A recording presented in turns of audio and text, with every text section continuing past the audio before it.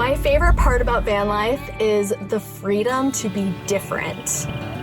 I'm not living my life by the book. I'm not doing the things that society told me that I should do. I'm Lisa, and I live in a van.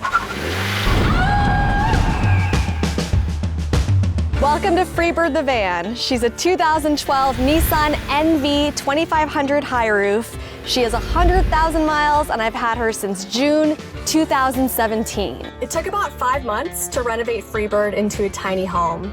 I got her off of Craigslist being sold by a repo guy. She used to be a chicken taco delivery van, so I named her Freebird. Storage, essential. A lot of people don't maximize the above the cab storage space. I ripped this whole thing out and created this super deep space that I can stuff all of my blankets and window coverings. Another really cool thing is that I was able to create a little vanity area. By having this door open this way, all of a sudden my kitchen space turns into my bathroom. A huge part of my van is dedicated to the kitchen. This counter space is key. I have a 5-gallon sink, 5-gallon fresh water, 5-gallon gray water underneath here. If I were to do this again, I would have 10 gallons fresh. That would be amazing. I put in 4 windows in the van, really specifically located for daylighting. This window here is right at my eye level. I can see out what people can't see in. Also, these 2 windows at the bed, they both are sliders, and those have some airflow.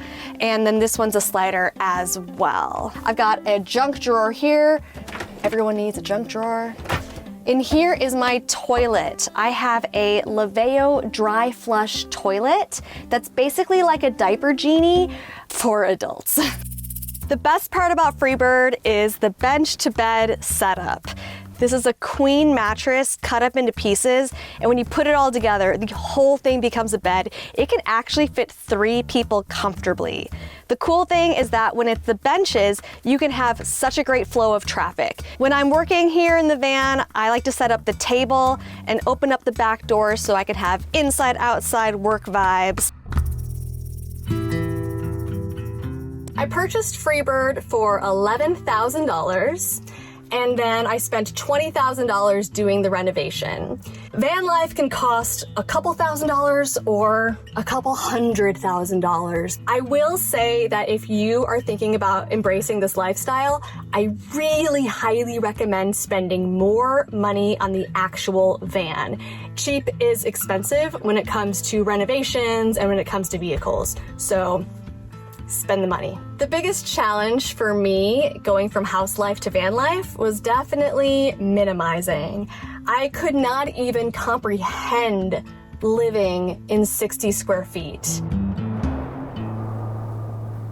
My least favorite part about solo van life is that it can actually be very, very lonely. It's hard to be in the middle of nowhere by yourself. I think it's a slippery slope between feeling free and feeling lost. Before van life, I was a lawyer in Austin, Texas. I was working nonstop. I had no time to do anything fun with any of the money I made, and just found myself on that never-ending rat race loop. Then my mom got sick with breast cancer, and she was given 3 to 5 years to live. She ended up dying 6 months later. When my mom died, the person that I was died with her. I really felt like I was starting from scratch. This was the biggest tragedy in my life, and a horrible thing to go through. And at the same time, losing everything made me feel free to do anything. Now that I realize, now that I really understand that life is so short, none of the crap that I was worried about before matters. You can be whoever you want to be when you're outside of the context of everyone who knows you from the past. I never thought I'd be living van life 4 years later, but here I am.